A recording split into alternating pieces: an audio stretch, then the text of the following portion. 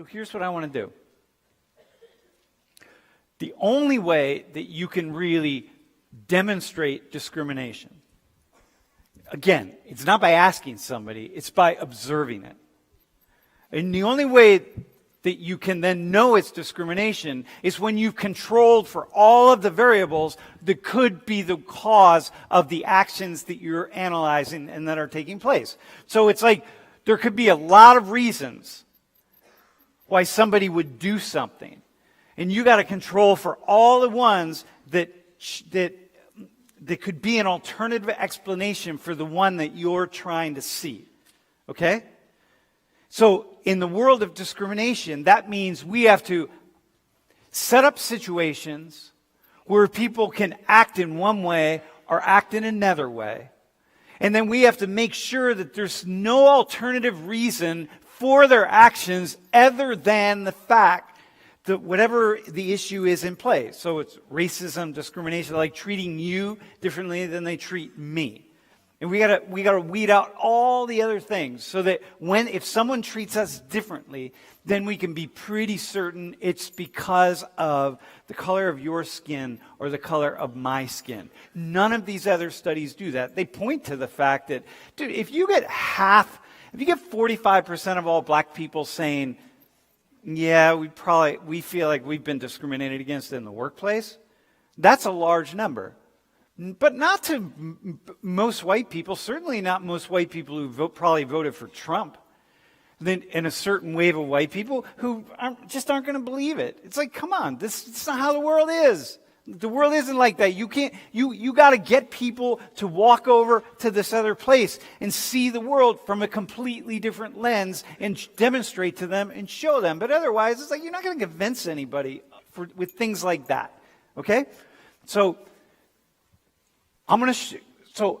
do I know that discrimination exists in this country against black people? Absolutely, unquestionably, no question about it. And I'm going to give you much research has been done, but I'm going to give you what I think is absolutely the best one that's ever been done. I'm going to walk you through this research.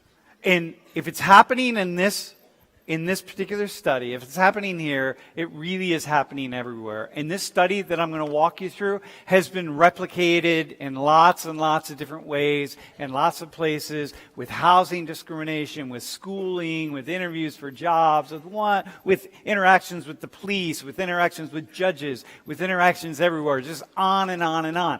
But it's the only way to make it. So these are going to be your resumes. Okay? Got it? All right, man. Let me help you with something, man. First off, understand that the classic American success idea here is that they're going to be treated equal. In the United States, if you work hard, you go to Penn State, you get good grades, you get your degree, you do what you have to do, you dress decently, you speak decently, you do all the things you're supposed to do decently, you're going to be treated the same. That's the American dream here, okay? And that's why I'm asking for more of a background, because you just explained a whole bunch of different privileged kind of backgrounds in one. Yeah. So I'm asking where they're coming from, what their experiences are, and what they're applying for. Yeah, but that doesn't matter here, dude. Right now this is an experiment. This is a research project, okay? And I'm telling you how it worked out. So we control for everything. So watch this. Okay? Man, you don't sound like a critical race guy. You sound like a conservative white guy who doesn't believe there's any racism. Like, well, I'm not really sure which one's going to get discriminated against. All right. So, never disrespect me like that. Let's go. Here's Medea right here. Oh, my God. Most desirable applicant is going to be the white guy. Going to be Nick right here. Okay? We know that. So here's what they did, by the way. Let me go back to it real fast. They took turns as they went in. And sometimes the white guy had a criminal record, felony conviction. And sometimes the black guy had a criminal record. That was on the resume. It's like, yeah, I got a felony record. I got a felony record. They would just alternate back and forth. Okay? Got it? And so who's going to be the most desirable candidate? Well, it's going to be the white guy. Without a felony record. Not a question, right? We can just assume it is a question. Because for many Americans, my friend, Many Americans think that all things being equal, if they're exactly the same, people aren't going to discriminate because discrimination is a thing that happened in the past. But people who are thinking about race and discrimination and all these things are going to say, nah, man, come on, this guy is going to get discriminated against, at least sometimes. How often, though? How often? That's the question. So the black guy, who's the second most desirable candidate? This guy without a criminal record or this guy with a criminal record? Which one? Everything's the same. See, I knew he was going to do this shit. That's why I asked you what I asked you before. So, boom. I mean, okay, again, nothing's changed, right? Off the surface, we're talking about a regular case. Like, nothing's changed. It's still going to be Nick regardless. Now, you still think Nick is going to be more desirable than him? You said an entry-level job, like a regular job. McDonald's hires fellas all the time. So nothing's changed. It's still going to be Nick regardless. Off the surface. You think even Nick with a criminal record is going to, a felony conviction is still going to be more highly valuable than this guy who's exactly like him? Sam, what'd I just say? Like him? What'd I just say? Yes. Listen, again, entry-level jobs in the United States of America today, for the most part, just trying to work with people who are returning citizens and things like that, people with criminal records. So with Nick already being white and being a man at the same time, being a white male with a criminal record, which really isn't an issue if we're gonna keep it a stack, really isn't an issue. So if he's applying to somewhere like, again, McDonald's. Okay, so are you ready? Everybody, class? This is Sean the activist talking, the black activist guy, who's giving you a load of stuff about, yeah, but it doesn't matter because in the end, the white guy gets the benefit and so on and so forth, right? Who do you think is gonna be second most desirable, you or him? Wait, the most desirable or the second most desirable? The second most desirable. I thought you were saying the most desirable the whole time. No, the most desirable is him. Okay, that's what I said. The second most desirable is which one? This guy with a criminal record? This guy with a criminal record or this guy without? No, it's the black guy without a criminal record or the white guy with a criminal record? The most desirable person is the white guy without a criminal record. Is the white guy without a criminal record. The second most desirable person is the white guy with a criminal record. The third most desirable person is him without a criminal record. In that order. So wait, it's this guy. Oh yeah? Okay, I got you. Okay, all right, good. You understand? So who do you think? Who thinks second most desirable? You with a criminal record or him without a criminal record? Like, what do I think? Statistically, it really is? No, like, yeah, no, what is it? Exactly. No, what do you think it is? Not what you think it should be. Right. Okay, so, I don't know. I'd like to think it'd be the black person without a criminal record, because I feel like a criminal record, like regardless, is a red flag. But from the way this is going, I feel it's probably the white guy with the criminal record. What do you think? To me, I feel like if it was like a job that like required like a college degree or something, like I've noticed like a lot these days, a lot of these companies have like diversity programs, like they're fishing out to get more diverse candidates. But if it's just an entry-level job, like, I don't know, like something in a restaurant or something like that, I'd probably still have to agree with what he's saying. You would say it's the white guy. Is it like with felony? A criminal record? Felony, man. Like he killed somebody. Nah, like dude. That, or? No. It's a felony like drug. It's a felony drug conviction. Yo, he's good. If it's a drug, nah, he's fine. He's good. He's fine. He's fine. The black guy's fine? The white guy with the White guy's okay. White guy's all right? Okay, well here, let me show you the data. So here it is. The white guy, this is percent receiving callbacks. The white guy without a criminal record, 34% of white guys without a criminal record. 70% of white guys with a criminal record get called back. 14% of black guys without a criminal record, or without a criminal record, get called back. That means the white guy with the criminal record, the felony drug conviction, is more desirable, has more opportunities than the black guy without any kind of criminal conviction. And here's the problem, bro. I'm giving you something, okay?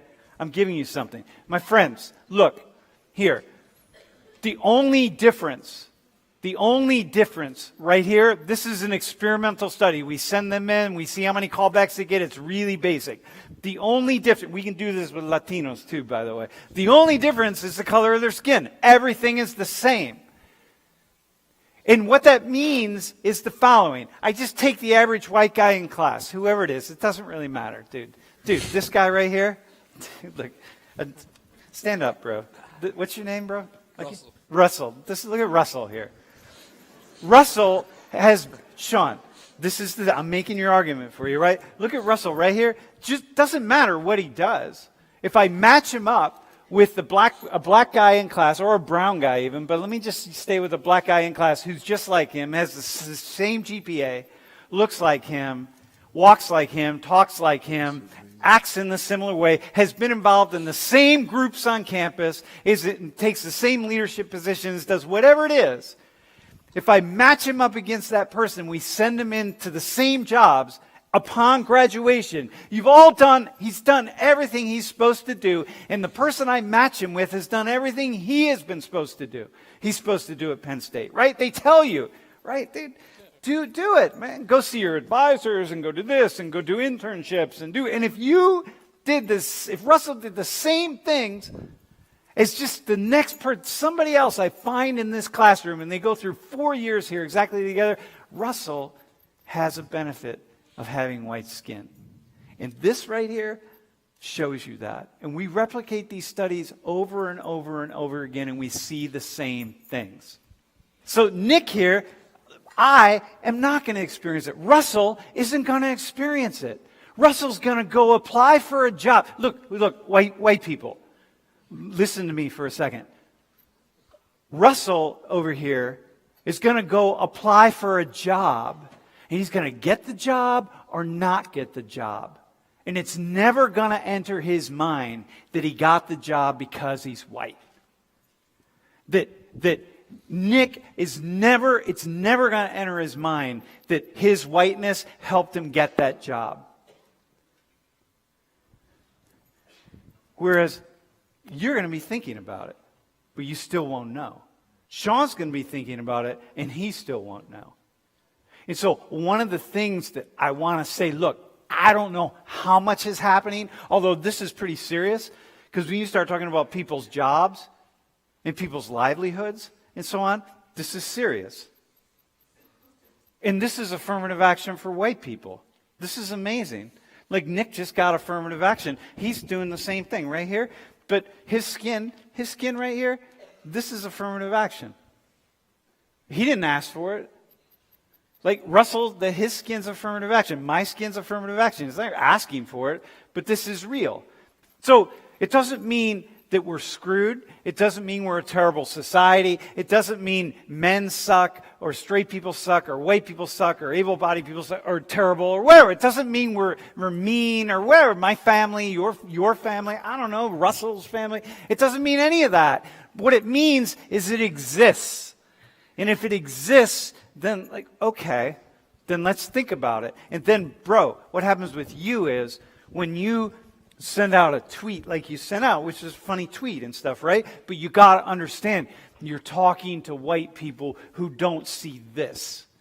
And if they don't see this, you are never going to convince anybody that discrimination is real.